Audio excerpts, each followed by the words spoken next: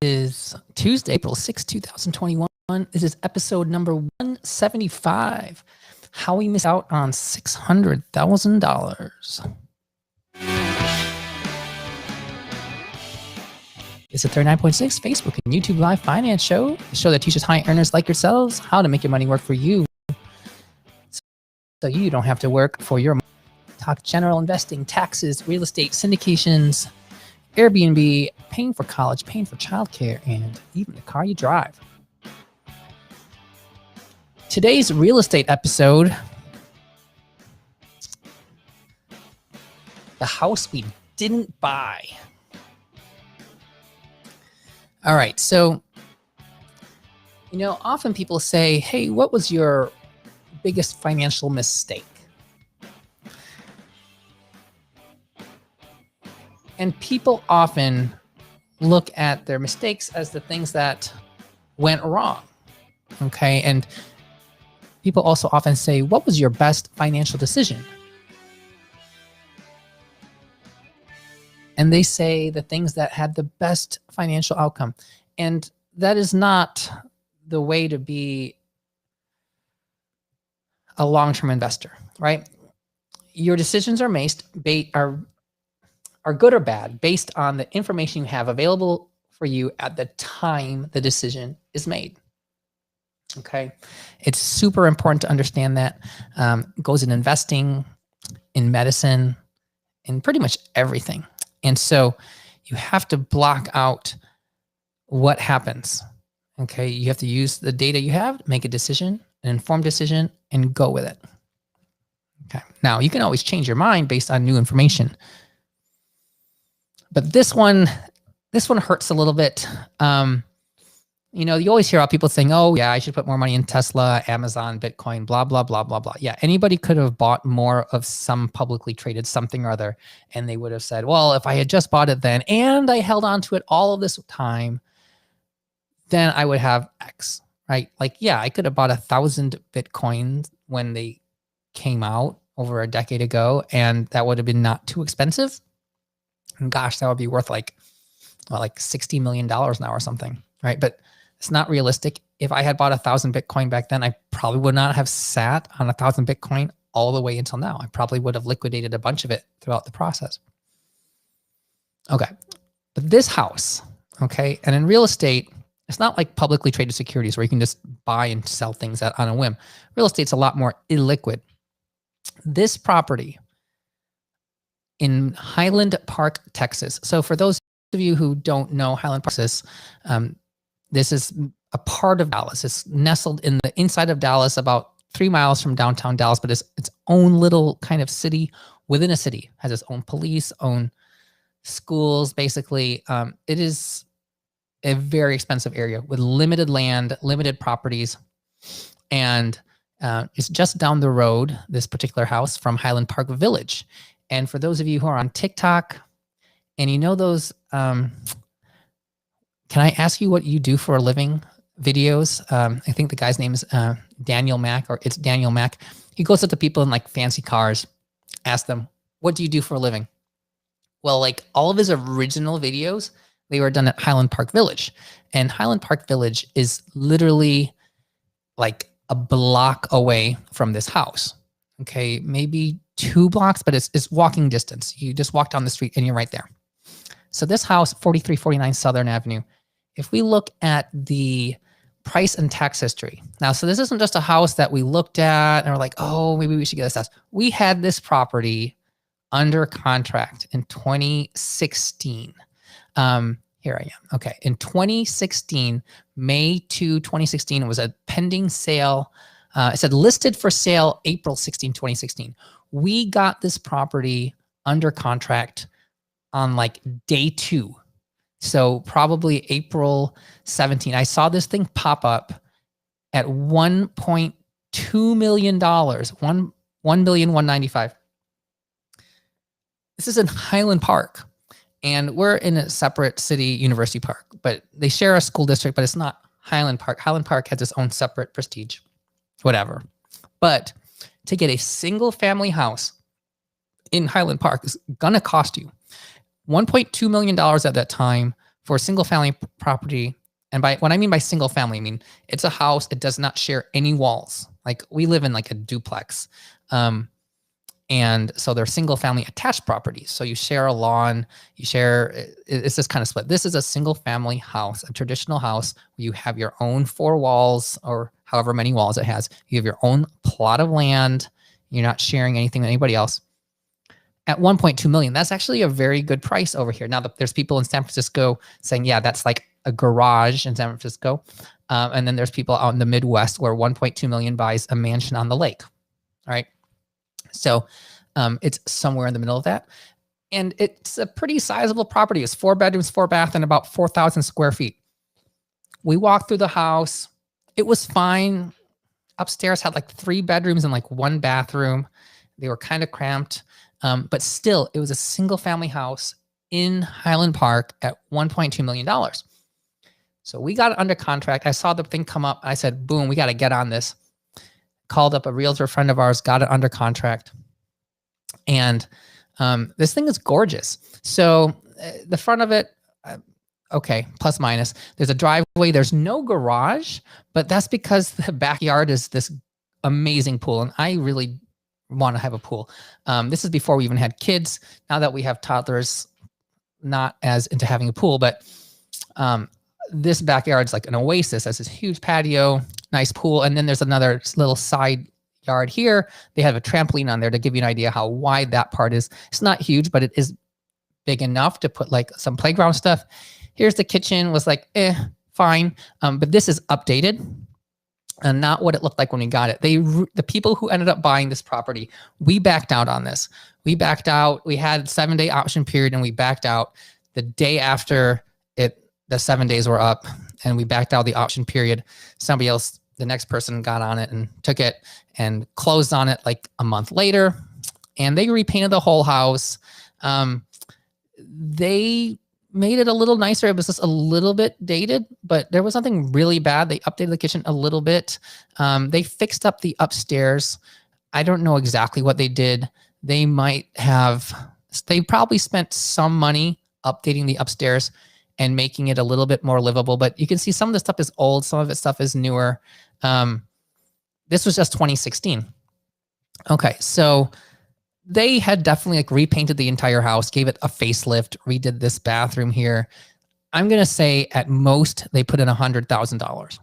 Okay, because they're just, they didn't like tear the house down. They just gave it a really good facelift and fixed a few of the problem areas up. And that was it. And they lived in the house for 5 years.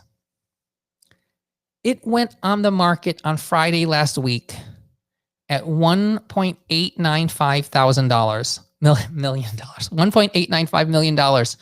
It went up $700,000 from 2016 May or April 16, 2016. So almost exactly 5 years later, up to 1.895. That's a 58.6% increase.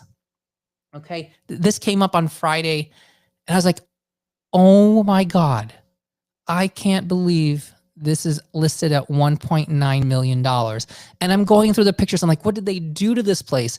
Did they like totally tear apart the inside and redo the entire house?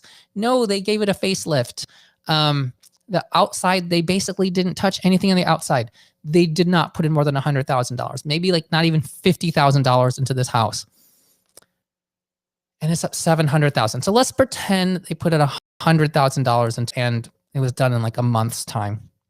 And maybe they had updated it now, actually, before selling it as opposed to at the beginning. Who knows? Because it looks so fresh and clean. But regardless, let's say they put in $100,000. So their basis, 1.195 plus 100,000 gives you $1.295 or $1.3 million they have as their cost basis.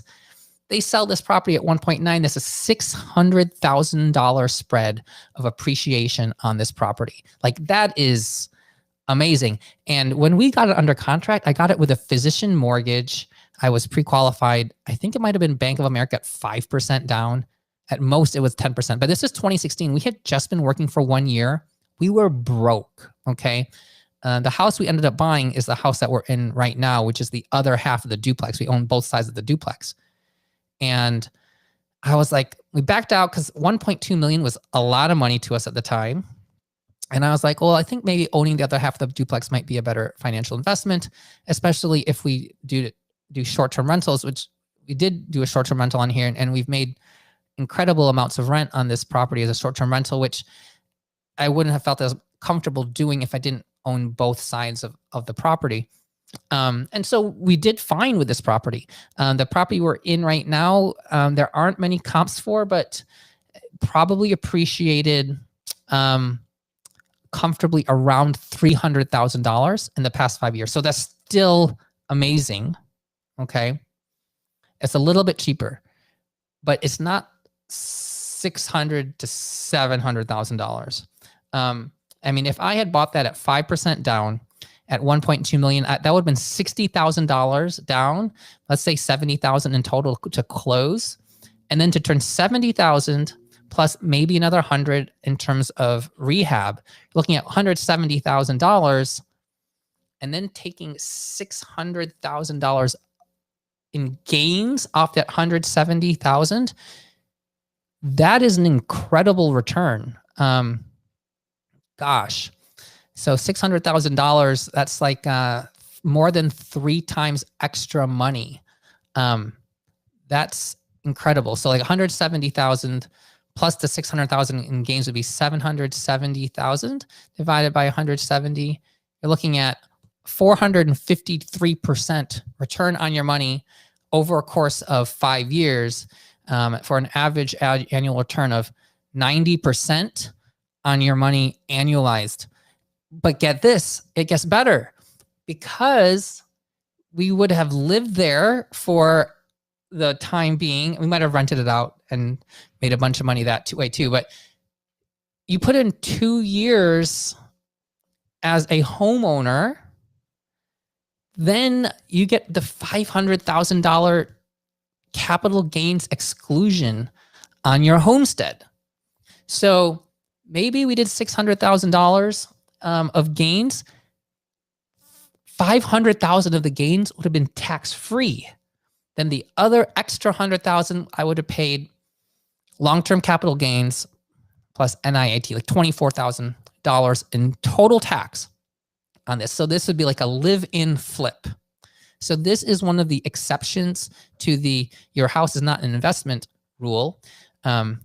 If you find a property at a good valuation, put in the work to get it up to more comparable priced properties, by putting in very cost-effective renovations, not just like spending where you're not going to get your money back, but spending where you're actually going to increase the valuation. Like they fixed up the upstairs, it looked like, because the upstairs was a problem area, and you look at the bedrooms now and they all looked really good.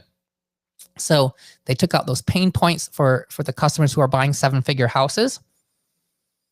And I don't know how much it's under contract for, or how much it's going to sell for, but today is day 4 and it's under contract. This property, it probably went under contract the next day, probably day 1 or day 2 after it got listed, because that's what the market is right now. And people I know there's people out there in California, like the average house goes for $100,000 over asking price in cash in a multiple offer situation. 100%. I get it. And looking at the chat box, someone says, I went and saw this property a few days ago. It's 2-minute walk from Highland Park Village. And that might be my wife, or maybe this is not. It sold the same day. A urologist owns it and was selling to move to California. Seriously? Is that who? That's crazy. I don't have my chat. I don't know who's in the chat here. I need to check this out on my phone once this is over. Yeah, that's crazy that there's a doctor who's moving from here to California. All the doctors are going from California to here. So Alicia's she's making a ton of money on this property, but then you're going to go to California and they're like, oh, now I'm spending $3 million on a house. So yeah, this is an amazing house. Do I wish we had bought this house instead of the one we're in? I don't know. I mean, it's funny because now that we're about to have our third kid, we're like, man, it would be nice to have a house with a yard, pool. Well, not necessarily a pool now, but maybe a pool 5 years from now.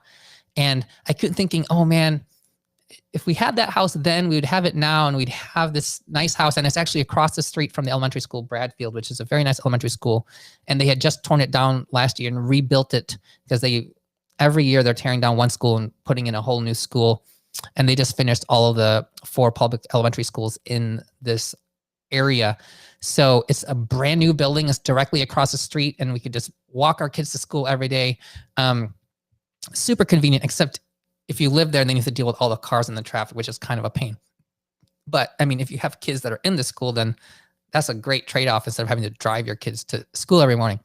So, yeah, think about it a lot. I was like, man, we should have bought that house. And then I just looked on Zillow on Friday and boom, got listed. And yeah, this, and I'm sure it's at list price or higher, because otherwise it would not have gone under contract so fast. Anything under list price would have just been turned down. Every house these days is getting whatever they're listing at. And 1.9 million for a 4,000 square foot house. Let's see, 1895000 divided by 3973. We're looking at $477 per square foot. It's funny. 6 years ago when we moved here, I was like, $250 a square foot. Like, that's it. Not going above $250. Gosh, and now we're like up at $500. And this is not an expensive house for the area. Okay, so this is still a house at a discount to comparable 4-bedroom properties in Highland Park.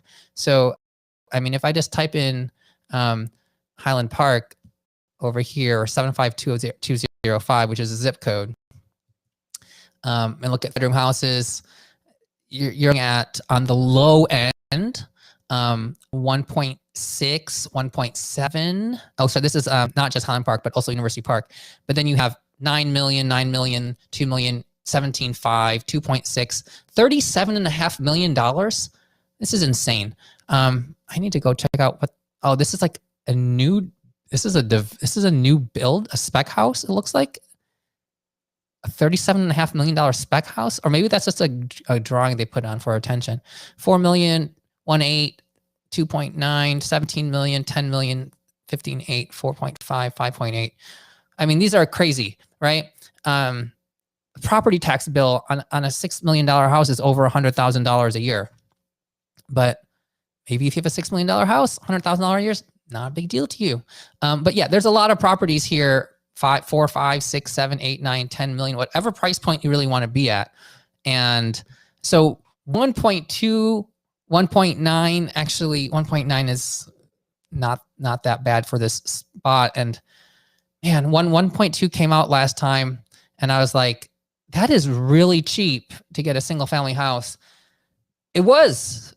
And that is the property that appreciated very quickly, because what happens is the bottom gets pulled up a lot. And, you know, a lot of times I see people talking about buying, you know, their forever houses, and they're talking about, oh, I'm spending $1 million on this house. And $1 million is really relative, you know, to where you are and to your income and all sorts of things. But if you're going to buy $1 million house in an area where the median house is 2 million, that's a really safe $1 million house to buy. It might not be that nice of a $1 million house, because you might be buying a very small or a condo or something at $1 million, because all the regular houses are like 2 million. But in contrast, if you're buying $1 million house and the average house in the zip code is like $500,000, that $1 million house might not be the best place to park leveraged cash, because when you're leveraged and you're taking, you know, loan money, you are at risk of going underwater on that loan, especially if you're going like at 10% down or something with a physician mortgage, or 5%. So I'd much rather buy that $1 million house in the neighborhood with the $1.5 to $2 million houses, because your downside is far more protected. Okay, in this area, University Park, Highland Park, it's just this box, right? Like, it's not It's not going to ever get bigger than that. And the school districts are actually a little bit smaller than the lines, and or maybe a little bit bigger than the lines. It's about the same size, but that's it. The land is limited. So you're very, very well protected from a price standpoint. And when you look back at historic values, it's interesting because, a lot of people are like, well, what about when the real estate market crashes again, right? Because it happened in 2008. Everybody's like, well, it's going to happen again. Fine. Let's pretend it does happen again. If we just look at the tax history, the public tax history here, and this property doesn't really say, but it's interesting. It's 20,000, 20,000, 24, 18, 15, 15. But there are other houses where you go back and you look over the course of years, right? And go back to like 2000s before the crash. And you can see how much an area, Zillow actually used to have this data pretty easily available. Might still be, I can't find it as readily now, but you could find that median price per zip code over periods of time. And you can just kind of see what it did in the market over time. And for example, in this area in 2008, it went down by 10%. Okay, so that's like the worst real estate crisis that we had in very, very, very long time, if not ever, right? And if 10% is what it did in 2008, and not to say that it couldn't happen again, but in general, compared to other areas where areas got hit by 50% or potentially more, depending where you are. I mean, my condo appraised at $12,000 in 2010 or 11. When I used the HARP to refinance my house that was underwater, my condo that I bought for like $60,000, it had appraised at $12,000. Unbelievable. So that was like an 80% drop in valuation. I mean, it's worth probably about 100 now, and I still have it and considering liquidating it. But at that time, it went down a high percentage. In areas like this, and the fundamentals haven't changed, job growth has continued, if not like accelerated. A lot of people are moving to Texas from California, except for this person who went from here to California, which is crazy. And so fundamentally, let's pretend that it does go down again. Who knows how much it'll go down, but I would be surprised if it went down by 20% or more. And everybody has like hometown bias, like, oh, the real estate market here is so hot. And then it's like, dude, it's hot everywhere. Is it hotter than it is in other places? That is interesting to me, because that means that the fundamentals in an area have something unique going on over there. Like properties in DFW over the next 10 years, I think in general, it's hard to lose money if you're buying something at a reasonable valuation and holding on to it for 10 years in DFW. The areas, especially the suburbs, like there's so much migration out to the suburbs where people can get bigger lots, more space in their house, home offices, blah, blah, blah. Over the next 10 years, properties that might have been like $200,000 could very easily be like $500,000. We were looking just outside Dallas at like a area called Farmers Branch, and I think I talked about it before, but we put on a cash offer, talked about it in the previous episode, on a property.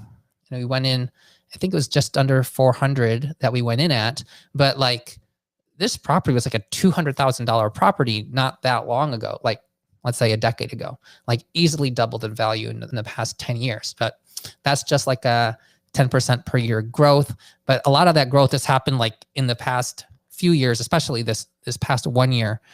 It went up a lot. And right now properties are selling at about 20% premium to their tax valuations. Whereas the past handful of years, like when we bought houses in 2015 and 2016, they were selling like right at tax value, right on par with the tax value. So the growth is going up higher than the property taxes are relative to it, because the property taxes are like from last year. And a lot of them have gone up 20% in 1 year. So, all right. That is it for today. $600,000. Now, we didn't actually lose that money. And we still got probably about half as much on the property we're in. So probably missed on about 300,000. So in some ways, that's like a ton of money. Like that's like my student loans. Gosh, to think about it that way, it's not a good way to think about it. It's not a good way. You shouldn't think about things in the way of what happened to the other investment. You should make the right choice for what you had to do at the time. And for us at the time, that was the right decision. So, all right. This is not legal advice, not financial advice, not any other form of advice, strictly for my entertainment, maybe hopefully yours. This is brought to you by the Multifamily Masterclass. Link in the Facebook group if you'd like to join. Price, I believe, is $995. Also, congratulations to my wife. She just graduated from the Life Coach School as of yesterday. Like the Ohio State University, but the Life Coach School. So she put in a lot of work over the past 6 months into it. Very proud of my wife for having done all of that work. And now she's a certified life coach from the Life Coach School. And she has her own program going on. Find out more at medicinemarriageandmoney.com. Until episode 176, have a good one.